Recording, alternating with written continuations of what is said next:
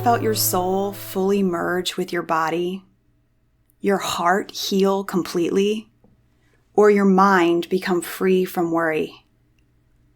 These were the feelings I gained after spending a week in tribal ceremony with shamans. I went on this journey feeling like I had little to gain, but I was definitely curious. After all, I'd graduated from therapy, live in my purpose through my work, and have deep, meaningful relationships. What more could there be? Within my second breathwork class, I had a full meltdown. It was obvious why I was there, like a flashing neon sign that I had never made space to see. I did not know how to trust. Not myself, nor anyone else in my life. A wound that was unhealed from being a child of abuse. You see, I believe we all have these big, heavy boulders that live inside of us. They grow from our traumas and they weigh us down inside our bodies. And through actions like therapy, mindfulness, and meditation, we take a sledgehammer to that boulder. We break it up and unlodge its power over us. But what we don't realize is that no matter how much of this work you do, there will still be pebbles that need to be worked through. And while in this shamanic experience, I realized the healing powers of yoga, breathwork, education, and plant medicine ceremonies. The teachers and shamans were a display of pure love and guided us in shining a light on our fears so love could take over. I gained more wisdom about myself and the human experience during this week than I had in my entire life. And that wisdom is now a part of me. It will stay with me forever. It's a privilege and honor to share the 11 most profound pieces of wisdom I gained from that week with shamans in hopes that you might get curious about your own journey and wisdom you want to receive. Number 1. We are a result of thousands of generations of our ancestors' traumas that were never healed.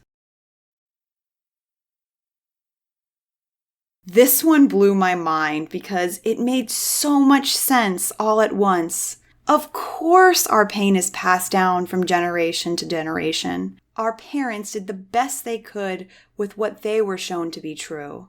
But the shamans told us that when we do the work of healing ourselves completely, our ancestors are dancing in the skies, for they too are finally free of the pain. Number 2, hurt people, and healed people, heal people. So, whenever you can, be kind to those who hurt you. They are likely deeply wounded themselves and could use love. When the hurt is dangerous or puts you in harm's way, remove yourself completely so you can continue to heal and therefore heal others. Number 3, when we can find stillness in the light, healing begins. We live in a hyperactive world, and the greatest healing happens when we're fully present with all of ourselves, not just the good parts. Observing our emotions as points of data will lead us to greater existence and understanding. Number 4, your perception of me is a reflection of you. Notice what bothers you about someone. Is it what they say or how they act? Notice what makes you feel connection to someone, how they carry themselves or engage with others. Then get curious about why those attributes disturb or ignite you so much. When you really step back and contemplate with intention, you will discover that those pieces are a reflection of yourself. You wouldn't notice them, for better or worse, otherwise. Number 5, Our body is the carrier of our soul, and we must care for it with all of our being to truly live in union with our light. We must be aware of what we're doing to numb our bodies. Drinking a bottle of wine each night, watching mindless TV on end, scrolling through our social media accounts, eating an extra large pizza all to ourselves after we're already full. These are the signs that we're out of alignment with our soul because we're hurting our bodies which carry our light. When we do these things, we are leaning more into darkness instead of that light. Number 6, love your fears. Our minds create fear out of protection, but most of the time they do not serve us. When we love those fears, their power shifts. Using a statement as simple as, "You're so silly. I love how scared you get about your life's path." That short but intentional message to yourself will make you smile and maybe even laugh a bit about your own seriousness. We must remember that anxiety is simply excitement without breath. When you're able to loosen your body's tension through your breath, fear starts to melt away and love can enter fully. Number 7, we find what we look for and miss what we don't. When you look for love, you'll find it. And when you look for frustration, you'll find it. So when you go into a place that normally causes you to feel annoyed, set an intention. Tell yourself, "I'm going to look for joy here." And you will be intentionally seeking out those moments. For when you set an intention about what you want to see, you'll always find what you're looking for.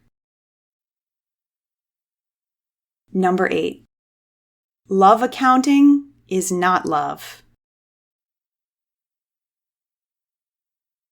You know those times when you do something kind for someone and then you place a tally mark in your column of things you've done lately to be nice for that person, especially with our life partners?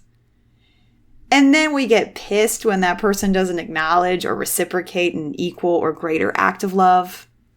Well, that's love accounting.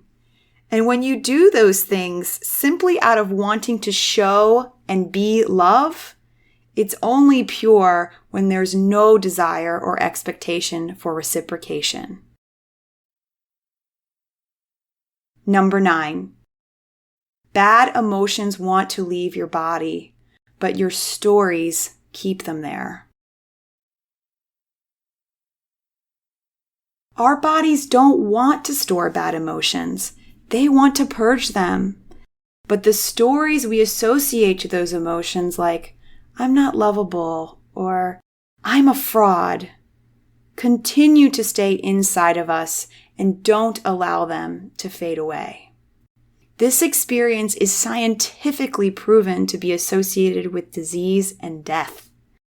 Find ways to move those emotions and stories through and out of your body. Number 10, be a light warrior or a light worker. Most of us live in such fear and pain, or the darkness. It's only love or the light that can make those fears vanish. A light warrior is someone who plunges into the darkness and shines light on the evil. And a light worker is someone who stays in stillness and has the light glow from them in every space they go. I learned to spread the light by removing judgment and trusting myself, and I now have peace.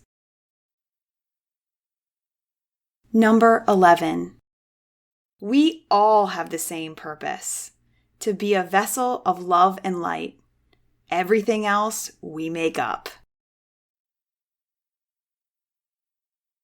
Societal pressures and norms have completely turned us from human beings to human doings, always thinking we need to do more in order to have purpose.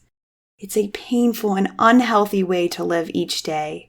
So when you're in a place of feeling like you haven't achieved or accomplished enough, ask yourself, was I loving today? Did I shine my light into this world? And if the answer is yes, you are living at the highest and greatest purpose. If any of these 11 pieces of shamanic wisdom resonate with you, follow your curiosity and learn how you can integrate them into your beautiful, worthy life. Will you bathe in the light with me?